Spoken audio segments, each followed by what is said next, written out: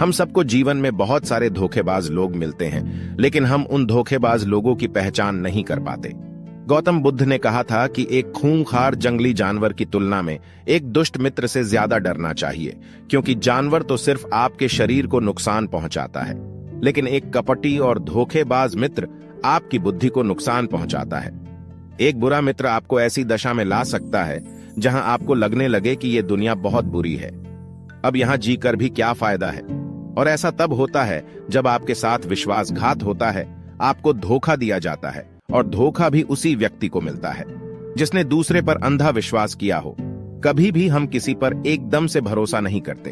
भरोसा धीरे धीरे बढ़ता है, लेकिन एक समय आने के बाद ये भरोसा इतना मजबूत हो जाता है कि हम उस व्यक्ति के लिए अपने आंख, कान और दिमाग सब बंद कर लेते हैं। और फिर ऐसी स्थिति में ही हमारा सबसे विश्वास पात्र व्यक्ति हमें इतना बड़ा धोखा दे देता है कि हमारा दुनिया पर से भरोसा उठ जाता है। असल में देखा जाए तो ये दुनिया धोखे पर ही चल रही है। हम अपनी जिंदगी में कभी ना कभी, कहीं ना कहीं किसी ना किसी को धोखा देते ही रहते हैं, और दूसरे लोग भी हमें धोखा दिए जा रहे हैं। दूसरे धोखा दे तो बात समझ भी आती है, लेकिन हम तो वर्षों से खुद को ही धोखा देते आ रहे हैं। हम स्वयं को ऐसी ऐसी बातें समझा देते हैं जिससे हमें सच्चाई का सामना न करना पड़े और हम छोटी दुनिया में ही खोए रहे। धोखा या विश्वासघात दोधारी तलवार की तरह होता है। हमें लगता तो है कि हम सामने वाले को धोखा देकर उसे मूर्ख बना रहे हैं, लेकिन ये धोखे की तलवार आज जितनी गर्दन सामने वाले की काटती है, भविष्य में उतनी ही गर्दन हमारी भी कटती है। दोस्तों, आज की इस बौद्ध कहानी के माध्यम से जानेंगे कि हम खुद को धोखे या फिर विश्वासघात से कैसे बचा सकते हैं। और वीडियो के आखिर में हम ऐसी 10 निशानियों के बारे में भी जानेंगे जो एक धोखेबाज और झूठे व्यक्ति में पाई जाती है। एक बार एक युवा व्यक्ति बहुत ही क्रोधित अवस्था में पहाड़ी की चोटी से कूदकर आत्महत्या करने जा रहा था। जैसे ही वह पहाड़ी के शिखर पर पहुंचा, वह जोर से चिल्लाया, यह दुनिया इतनी बुरी क्यों है? यहां सब इतने स्वार्थी क्यों हैं? अब मेरे जीने का कोई फायदा नहीं। उसी पहाड़ी के शिखर पर एक बौद्ध भिक्षु ध्यान साधना में लीन थे। इस युवा व्यक्ति की तेज क्रोधित आवाज को सुनकर वे ध्यान से जागे। उन्होंने देखते ही समझ लिया कि युवा व्यक्ति यहां आत्महत्या करने आया है। वो व्यक्ति पहाड़ी से कूदने ही वाला था। तभी बौद्ध भिक्षु उसका हाथ पकड़कर उसे पीछे खींचते हुए बोले, क्या हुआ? आगे का रास्ता खत्म हो गया क्या? युवा व्यक्ति ने कहा, कैसा रास्ता? यहां तो कोई रास्ता ही नहीं है। मैं तो यहां से कूदकर आत्महत्या करने वाला हूं। बौद्ध भिक्षु ने कहा, मरना एक दिन सभी को है, लेकिन तुम्हें इतनी जल्दी क्यों है? युवा व्यक्ति ने कहा, क्योंकि यह दुनिया रहने लायक नहीं है। यहां सब स्वार्थी है, सब धोखेबाज है। मैंने जिस पर भरोसा किया, सभी ने मुझे धोखा दिया। मेरे सगे भाई ने मुझे धोखा दिया, मेरे मित्रों ने मुझे धोखा दिया, लेकिन आज तो हद ही हो गई। मेरी पत्नी ने भी मुझे धोखा दे दिया। वो एक अमीर व्यापारी के साथ चली गई। इतने सारे धोखे मिलने के बाद अब मेरा इस दुनिया में जीने का कोई मतलब नहीं है। इस स्वार्थी दुनिया में कोई भी भरोसे के लायक नहीं, इसीलिए मैं आत्महत्या करने जा रहा हूं। बौद्ध भिक्षु ने कहा, क्या तुम स्वार्थी नहीं हो? क्या तुम पर भरोसा किया जा सकता है? व्यक्ति ने कहा, मैंने आज तक किसी को धोखा नहीं दिया, किसी के साथ विश्वासघात नहीं किया। आप चाहो तो मेरे गांव में जाकर भी पूछ सकते हो। लोग ही अक्सर मेरा फायदा उठाते रहते हैं, लेकिन मैंने आज तक किसी के साथ बुरा नहीं किया। बौद्ध भिक्षु ने कहा, मैं तुम पर भरोसा नहीं कर सकता। तुम्हें मुझे यह सिद्ध करके दिखाना पड़ेगा कि तुम एक स्वार्थी व्यक्ति नहीं हो। व्यक्ति ने पूछा, यह सिद्ध करने के लिए मुझे क्या करना पड़ेगा? भिक्षु ने कहा, तुम्हें अगले 1 साल तक मेरे साथ मेरे आश्रम में रहना पड़ेगा। तब जाकर मैं जान पाऊंगा कि तुम एक ईमानदार व्यक्ति हो या फिर तुम भी दूसरों की ही तरह स्वार्थी और धोखेबाज हो। व्यक्ति ने कहा, ठीक है, मैं आपके साथ आपके आश्रम में 1 साल तक रहूंगा और खुद को सिद्ध करके दिखाऊंगा। बौद्ध भिक्षु उस युवा व्यक्ति को अपने साथ अपने आश्रम में ले आए और उसे अपना शिष्य बना लिया। अगले दिन सुबह होते ही बौद्ध भिक्षु ने उस शिष्य को अपने पास बुलाया और कहा, मुझे तुम पर भरोसा तो नहीं है, लेकिन फिर भी तुम जाओ और भिक्षा मांगकर लाओ। तब तक मैं तुम्हारे दूसरे भाइयों को शिक्षा देता हूं। उस आदमी ने गुरु को प्रणाम किया और भिक्षा मांगने के लिए चल पड़ा। उसने आज से पहले कभी भिक्षा नहीं मांगी थी, इसलिए उसे भिक्षा मांगने में बड़ी तकलीफ हो रही थी। उसके मुंह से भिक्षा के लिए शब्द नहीं निकल रहे थे। उसका अहंकार उसे भिक्षा मांगने से रोक रहा था, लेकिन उसके अंदर एक अहंकार और उमड़ रहा था, और वह था गुरु को गलत सिद्ध करने का अहंकार। इसलिए उसने भिक्षा मांगी और उस भिक्षा को लेकर वापस गुरु के पास पहुंचा। उसके हाथ में भिक्षा देखकर गुरु ने कहा, तुम कुछ तो भरोसे के लायक हो। मुझे लगा था कि तुम भिक्षा नहीं मांग पाओगे, लेकिन तुमने मुझे गलत सिद्ध कर दिया। आओ मेरे साथ मेरी कुटिया में चलते हैं, वहां मैं तुम्हें कुछ दिखाना चाहता हूं। गुरु शिष्य को अपने साथ अपनी कुटिया में ले गए। वहां कुटिया में ऊपर एक मटकी लटक रही थी। गुरु ने मटकी की ओर इशारा करते हुए कहा, उस मटकी को देख रहे हो, उसमें जहर रखा हुआ है, और जहर भी ऐसा है कि अगर किसी को दे दो तो व्यक्ति बड़े आराम से मर सकता है और किसी को पता भी नहीं चलेगा कि उसकी मौत कैसे हुई। उसे आदमी ने कहा, लेकिन गुरुदेव आप इसे मुझे क्यों बता रहे हैं? बौद्ध भिक्षु ने कहा, मैं बस तुम्हें सावधान कर रहा हूं कि इसे गलती से खा मत लेना। कुछ दिनों बाद गुरु अपने शिष्यों के साथ एक जंगल से गुजर रहे थे। तभी कुछ जंगली लुटेरों ने अचानक उन पर हमला कर दिया। सभी अपनी अपनी जान बचाकर इधर उधर भागने लगे, लेकिन ज्यादा उम्र होने की वजह से गुरु नहीं भाग पा रहे थे। लेकिन फिर अचानक उस आदमी ने बहादुरी का प्रदर्शन करते हुए अपने गुरु को डाकू से बचाकर आश्रम तक सुरक्षित ले आया। आश्रम पहुंचकर गुरु ने उसे शिष्य की सभी के सामने बहुत प्रशंसा की और कहा, तुम सभी लोगों से अच्छा तो मेरा यह नया शिष्य है, जिसने अपनी जान पर खेलकर मेरी जान बचाई और मुझे सुरक्षित यहां तक ले आया। आज से मुझे इस पर पूरा भरोसा है। उस दिन के बाद से हर सुबह जब भी गुरु उससे मिलते तो उससे एक बात जरूर कहते, मुझे तुम पर पूरा भरोसा है।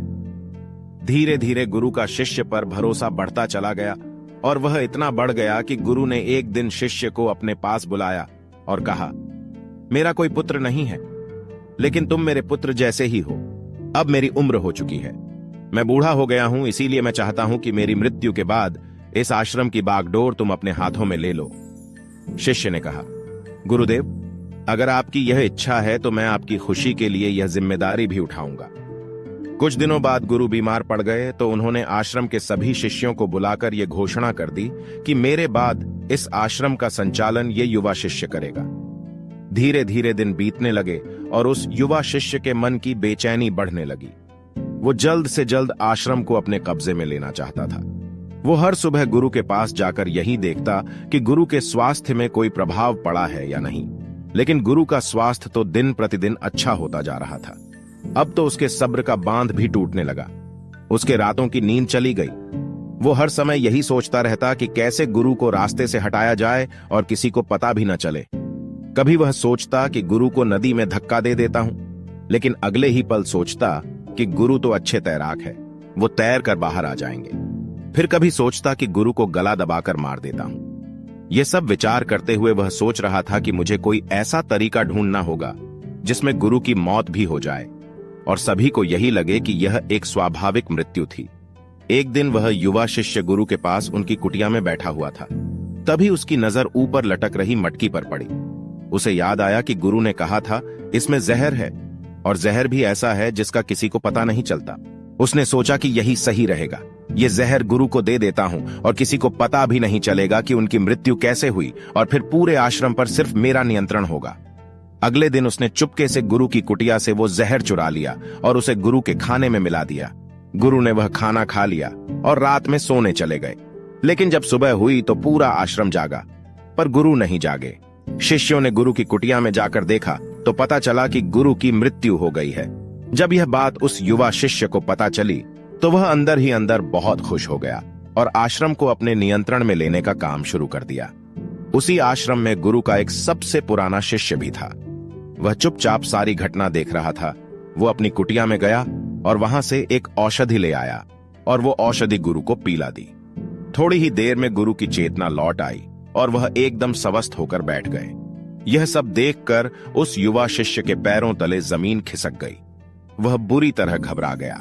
गुरु ने बाकी के सभी शिष्यों को अपने अपने कामों में वापस भेज दिया और उसी शिष्य को अपने पास बुलाकर कहा, क्या तुम अभी भी विश्वास करने के लायक हो? क्या तुमने मुझे धोखा नहीं दिया? क्या तुम स्वार्थी नहीं हो? वह शिष्य गुरु के चरणों में गिर पड़ा और बोला, पता नहीं यह अपराध मुझसे कैसे हो गया।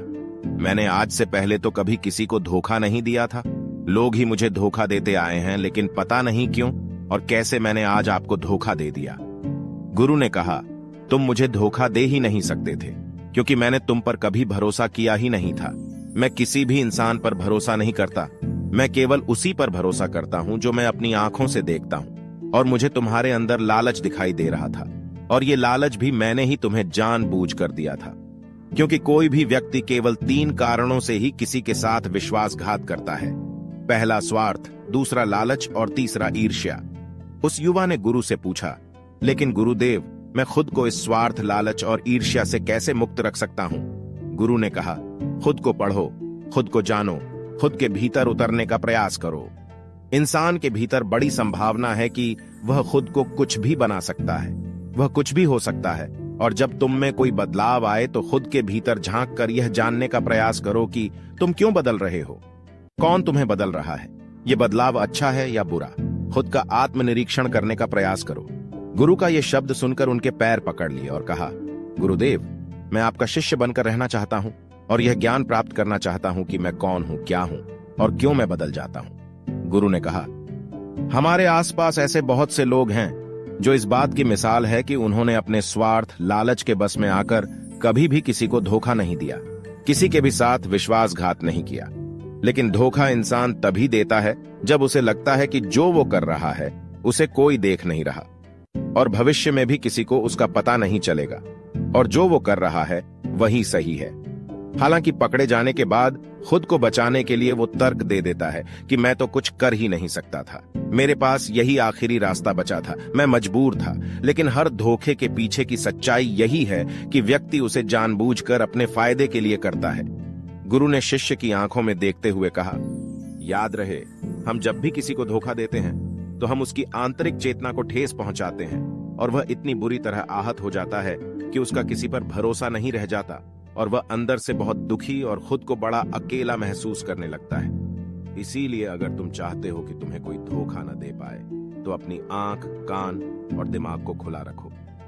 लोगों पर भरोसा तो करो, लेकिन इतना भी भरोसा मत करो कि वो तुम्हारा फायदा उठाने लग जाए। हमेशा अपने सबसे महत्वपूर्ण कामों का नियंत्रण अपने हाथ में रखो और कभी भी अपने जीवन की बागडोर किसी दूसरे के हाथों में मत दो। बीच बीच में खुद की भी जांच पड़ताल करते रहो कि जिस धोखे से तुम बचना चाहते हो, कहीं वैसा ही धोखा तुम तो किसी दूसरे के साथ नहीं कर रहे हो। और अगर फिर भी तुम्हें कोई धोखा दे तो निराश मत होना, क्योंकि हर एक धोखा इंसान को कुछ ना कुछ सिखा कर ही जाता है। धोखा खाने के बाद इंसान पहले से भी कहीं ज्यादा सतर्क और समझदार हो जाता है। इसलिए सिर्फ एक धोखे की वजह से खुद की जिंदगी को बर्बाद मत करो और इसे एक सीख समझकर आगे बढ़ जाओ। गुरु ने कहा, ये 10 निशानियां हैं एक धोखेबाज इंसान में होती है। पहली निशानी, जो इंसान धोखेबाज होगा वो तुमसे सब कुछ छुपाएगा। तुम्हें उसके बारे में दूसरे लोगों से पता चलेगा और जब तुम पूछोगे तो बोलेगा कि बताना ही भूल गया। एक सच्चे इंसान को कोई परेशानी नहीं होती अपने बारे में बताने में, वह लगभग हर एक बात तुम्हारे साथ साझा कर लेता है। लेकिन जो धोखेबाज होगा वो बड़ी सावधानी से चलता है। दूसरी निशानी, जो इंसान धोखेबाज होता है और जिसका उसे सच्चा प्रेम नहीं होता, उसे हमारी परवाह कभी नहीं होती। हम चाहे उसकी कितनी परवाह कर ले, कुछ भी कर दे उसके लिए, लेकिन उसे जरा सी भी परवाह नहीं होगी। और ऐसा एक बार नहीं, बार बार देखने को मिलेगा। लेकिन हम इसे देखकर भी अनदेखा कर देते हैं। ये हमारी गलती है। अगर हम थोड़ा होशपूर्वक देखने का प्रयास करें तो हमें पता चलेगा कि उसे हमारी कोई परवाह नहीं। तीसरी निशानी, जो इंसान धोखेबाज होता है वो बहुत बड़ा झूठा भी होता है। उसकी खुद की बातें ही खुद से मेल नहीं खाती। उसकी जुबान बार बार बदलती रहती है। वो अपनी ही बातों पर खरा नहीं उतरता, लेकिन हम उसकी झूठी सच्ची बातों में फंस जाते हैं, इसलिए हम उसे पहचान नहीं पाते। चौथी निशानी, एक धोखेबाज व्यक्ति हमारे सामने तो हमारी चापलूसी और प्रशंसा कर लेगा, लेकिन वो कभी भी हमारे पीठ पीछे या दूसरों से हमारी प्रशंसा नहीं करेगा और हमें इज्जत नहीं देगा। हम चाहे उसके लिए मर ही क्यों न जाए, लेकिन वो कभी भी हमारी प्रशंसा नहीं करेगा। पांचवी निशानी, वो क्या कहते हैं उस पर ध्यान मत दो, बल्कि वह तुम्हारे साथ क्या करते हैं उस पर ध्यान दो। क्योंकि बातें कहना बड़ा आसान है लेकिन करना बड़ा मुश्किल। पर अधिकतर लोग इन्हीं बातों में आकर फंस जाते हैं। इसीलिए चाहे वो तुमसे कितनी बातें करे, कितने ही वादे करे, लेकिन जब तक वह उन्हें करके ना दिखाए, भरोसा मत करना। यह निशानी अक्सर प्रेम संबंधों में देखने को मिलती है कि एक धोखेबाज व्यक्ति अपने से प्रेम करने वाले को ऐसे लेता है कि सामने वाला हमेशा उसके लिए उपलब्ध रहने वाला है। वो कहीं नहीं जाने वाला, यहीं पड़ा रहेगा। उसके लिए वो ना इज्जत देता है और ना ही सम्मान देता है, और अगर उनसे सम्मान की भीख भी मांगी जाए तो इज्जत नहीं करते हैं। अगर किसी रिश्ते में किसी से गिड़गिड़ाना पड़े, उसे भीख मांगना पड़े कि मुझे अपना समय दो, बात करो, तो इससे घटिया रिश्ता और कोई हो ही नहीं सकता। जिसको तुमसे सच्चा प्रेम होगा वो खुद चाहेगा कि उसका ज्यादातर समय तुम्हारे साथ बीते, ना कि तुम्हें समय की भीख मांगनी पड़े। 7वीं निशानी, उसके पास हर काम के लिए समय होगा, लेकिन तुम्हारे लिए कभी भी समय नहीं होगा। वो अपनी जिंदगी में तुम्हारे लिए कुछ भी नहीं छोड़ेंगे, लेकिन तुम्हें कभी भी छोड़ देंगे। वो तुमसे बात तभी करेंगे जब उनका मन होगा, ना कि तब जब तुम्हें उनकी जरूरत होगी।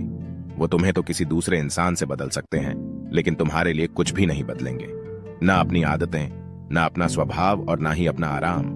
8वीं निशानी, वो कभी भी तुम्हारे प्रति समर्पित और प्रतिबद्ध नहीं होंगे। वो केवल अपनी शर्तों पर तुम्हारे साथ रहेंगे। जब जब उन्हें आराम होगा और अच्छा लगेगा, वो तुम्हारे साथ रहेंगे, और अगर उन्हें थोड़ी सी भी तकलीफ हुई तो वह चले जाएंगे, क्योंकि वो अपने आराम से बाहर आकर तुम्हारे लिए कभी भी कुछ भी नहीं करने वाले। 9वीं निशानी, वो तुम्हें हमेशा दुख पहुंचाते रहेंगे, कभी जानबूझकर तो कभी उन्हें पता भी नहीं चलता कि वो तुम्हें कितना दुख पहुंचा रहे हैं, और तुम्हारे दिल को ठेस पहुंचती रहेंगी। जो इंसान तुमसे सच्चा प्रेम करता है, उसके साथ तुम्हें खुशी महसूस होगी। उसके साथ रहने पर तुम्हें ऐसा लगेगा कि जैसे तुम हल्के होकर हवा में उड़ रहे हो, और अगर तुम एक धोखेबाज, एक गलत इंसान के साथ रिश्ते में हो तो तुम्हें सब कुछ भारी भारी लगेगा। ऐसा लगेगा जैसे कुछ ठीक नहीं हो रहा। तुम्हारे अंदर से यह आवाज आएगी, ये रिश्ता ठीक नहीं है तुम्हारे लिए, पर अगर तुम उसे सुनकर भी अनसुना कर देते हो तो यह तुम्हारी गलती है। 10वीं निशानी, तुम उनकी जिंदगी में कहीं नहीं होते, कोई विशेष जगह नहीं होती तुम्हारी उनकी जिंदगी में। वो जब चाहे बड़ी आसानी से तुम्हें अपनी जिंदगी से निकाल बाहर कर सकते हैं, और उन्हें कोई फर्क भी नहीं पड़ेगा।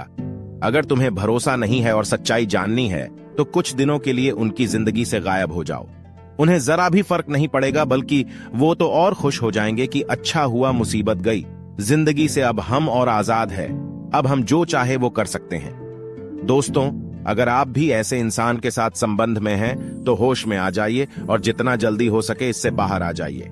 यकीन मानिए, इस दुनिया में आप एक बुरे इंसान को छोड़ेंगे तो 10 अच्छे इंसान आएंगे आपकी जिंदगी में, जो आपको सम्मान देंगे, प्यार देंगे। पर जब तक आप ऐसे छोटे इंसान के साथ जुड़े रहेंगे, आपको दूसरे अच्छे इंसान दिखेंगे ही नहीं। लेकिन जैसे ही आप ऐसे धोखेबाज इंसान को छोड़ेंगे, आपकी जिंदगी में अच्छे इंसान आने शुरू हो जाएंगे। एक बात और, आजकल जिन लोगों के साथ रिलेशनशिप में, प्यार में धोखा होता है, वो कहते हैं कि प्यार व्यार कुछ नहीं होता, सब कुछ धोखा होता है। आजकल सब कुछ झूठ है, लेकिन यह पूरी तरह सही नहीं है। वो इंसान जिसने आपको धोखा दिया, वो प्यार का मतलब नहीं जानता था। पर आज भी दुनिया में ऐसे बहुत से लोग हैं जो प्यार करना भी जानते हैं और उसे निभाना भी जानते हैं। जिन जिन लोगों के साथ धोखा हुआ, वो तो अपनी तरफ से सच्चा प्यार कर ही रहे थे ना। प्रेम तो ईश्वर का वरदान है, और प्रेम पर ही दुनिया टिकी है। अगर एक गलत इंसान आपके प्रेम को नहीं समझ पाया तो इसका मतलब यह नहीं कि इस दुनिया में प्रेम ही नहीं है। यह दुनिया प्रेम से ही चलती है। ये हंसती नाचती दुनिया प्रेम करने वालों के बदौलत ही है। और अंत में एक बात जो बेहद महत्वपूर्ण है, वह है कि अगर आपको अपने परिवार वालों से धोखा मिले या फिर आपको कोई गलतफहमी हो गई हो, तो कोशिश यही करिएगा कि आप लोग एक दूसरे की बातों को समझें, एक दूसरे को जानें और एक दूसरे को माफ करें। क्योंकि दोस्तों, आपको बहुत सारे लोग मिल जाएंगे, लेकिन आपके परिवार जैसे लोग आपको पूरी दुनिया में कहीं और नहीं मिलेंगे। हाँ, उनकी बात अलग है जो आपके परिवार से थोड़े बाहर के लोग, जैसे आपका मित्र, कोई दूर का सगा संबंधी या फिर कोई पड़ोसी, लेकिन परिवार के लोगों को माफ करने में ही समझदारी है।